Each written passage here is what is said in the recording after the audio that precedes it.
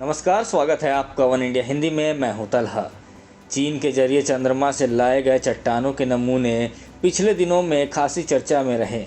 ये नमूने वैसे तो पिछले साल के अंत में चीनी रोबोट अंतरिक्ष यान के जरिए धरती पर उतारे गए थे, लेकिन इन पर हुए विश्लेषणों ने बिल्कुल नई जानकारी दी है। इसमें बताया गया था कि ये नमूने जिस लावा से बने हैं वो सिर्फ 2 अरब साल पुराना ही है। इस बारे में एक चीनी शोधकर्ता ने मंगलवार को बताया कि इन नमूनों से पुरातन चंद्रमा की ज्वालामुखी गतिविधियों की जानकारी मिलती है।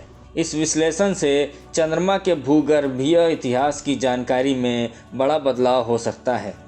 चीनी शोधकर्ता ली जियानहुआ ने कहा है कि नमूनों के विश्लेषण से चंद्रमा की रासायनिक संरचना और उसके विकास पर ऊष्मा के प्रभाव की नई जानकारी का खुलासा किया है। ली ने बताया कि नमूनों का विश्लेषण बताता है कि चंद्रमा पर हालिया ज्वालामुखी गतिविधि 2 अरब साल पहले तक होती रही है, जबकि इससे पहले माना जाता रहा है कि ऐसी गतिविधियां 2.8 से 3 अरब साल पहले बंद हो गई थीं।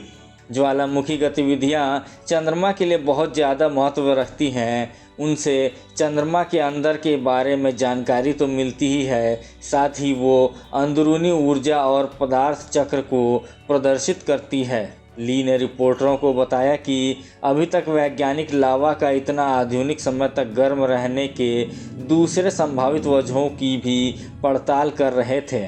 आपको बता दें कि जो नमूने अपोलो अभियान के जरिए पृथ्वी पर लाए गए थे, उनके अध्ययन से पता चला था कि वो 3 से 2.8 साल पुरानी ज्वालामुखी गतिविधि से बने थे, जबकि चीनी नमूनों का समय सिर्फ 2 अरब साल पुराना बताया जा रहा है।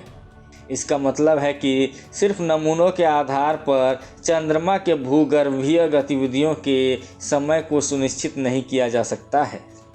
इस खबर में फिलहाल इतना ही। देश और दुनिया के ताज़ा तरीन अपडेट्स के लिए बने रहिए वन इंडिया हिंदी के साथ।